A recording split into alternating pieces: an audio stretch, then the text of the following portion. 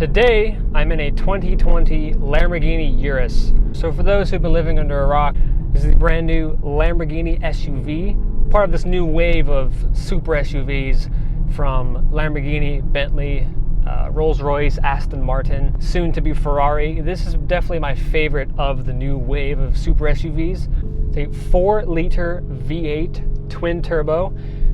First that we've ever gotten from Lamborghini. For the past couple of decades, we have become accustomed to either V10s or V12s, naturally aspirated, and that's it. So to have a twin turbo V8 is definitely something new.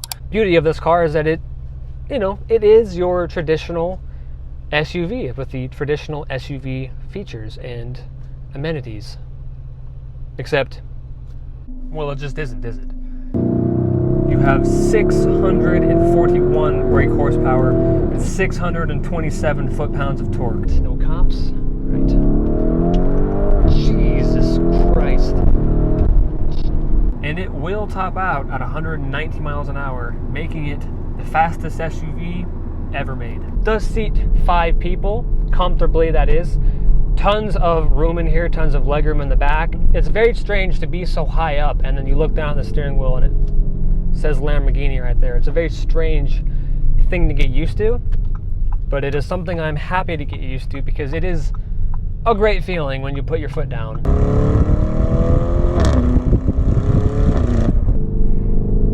0 to 60 in 3.6 seconds, which is incredible for a car that is about 2.5 tons.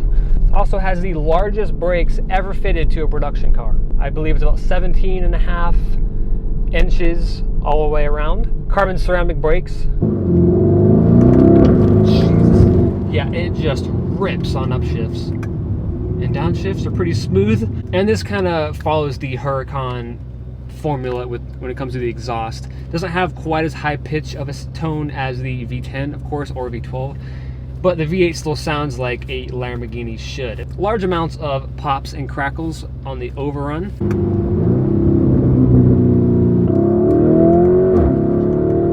That's 70. Of course, the mode makes the upshifts and downshifts that much more brutal, I guess I could say involving. It makes them much more dramatic. Jeez, I hope the neighbors don't call the cops. Still have your traditional Lamborghini Anima switch down here. Strada, Sport, Corsa, Sabia, Terra, Niv. Right. Anyways, those are the many drive modes you have in this car for all kinds of occasions. Street, sport, even track, snow, ice, rain, mud, you name it. And I quite like the spec of this car. It's a subtle spec, but still has some of that Lamborghini-ish scream to it.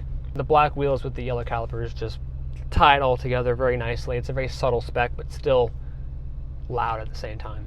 It does kind of slope towards the rear of the back seats, so if you are a taller person like myself, I fit just fine, but just keep that in mind that you will be a bit tighter than you might expect in a regular SUV, but still plenty of room, to be honest, for the majority of people. Plenty of legroom. As I said, it is 5 seats, so you do have the middle seat, which is nice. Nice, pretty big center console area, and I mean all the modern tech. I mean everything you could ask for. And some. Nice large screen here in the center, a second large screen just below it to control your climate control vents. Visibility, tremendous. Partially because, well, it is an SUV, and naturally, shape of the body just gives you those better visuals. This is exactly how I had imagined a Lamborghini SUV to look. The first SUV we've had from Lamborghini since the LM002 back in, I believe, the 80s. Modern SUV, that is. Usable SUV. This is the first, and it is tremendous. But put it in Corsa mode, of course, makes the gear changes much more aggressive in typical Lamborghini fashion. Exhaust gets a bit louder, a bit rowdier, and this is when the full bull is released. I mean, yep, that is insane. As I said, it's a very strange feeling to get used to the front end sort of lifting up when you get on it. A lot of space in the back for your luggage, a lot of trunk space. It's everything you need. It's the perfect daily. You have your little G meter, because why not? This is an 8-speed automatic transmission, a first for Lamborghini. Instant, immediate shifts. No complaints. God, this pops. Even at low RPMs, you just...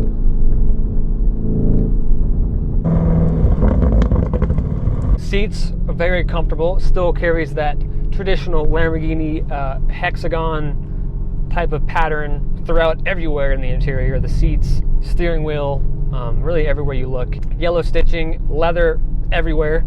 It's even got cup holders, but it looks fantastic. That's special stitching. Also has some Alcantara options as well. You also have your Ego mode down here, which allows you to customize your drive settings to your liking. If you want a sporty ride comfort but less aggressive steering, well, you can do it. In Strada mode, it rides like a traditional SUV would.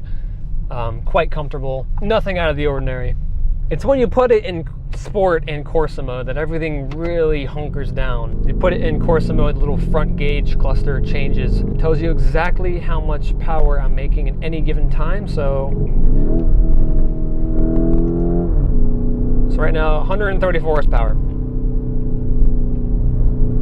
Now 89. Now 212. Typical Lamborghini fashion. To start, flip up the little red cap. And the button awaits. Yeah, really no complaints about this thing. Sunroof, I mean, it's got everything you need. Banging sound system. And you know what? The handling is tremendous on this car. You could definitely track this car. Even though you wouldn't probably, but you could. And that's what makes it so fun, is that you have the option. It's there. And I think you would do just fine. I really think it would. Thank you guys so much for watching. I hope you enjoyed it. Don't forget to subscribe to my channel down below. Like this video, comment, and I will see you guys in the next one.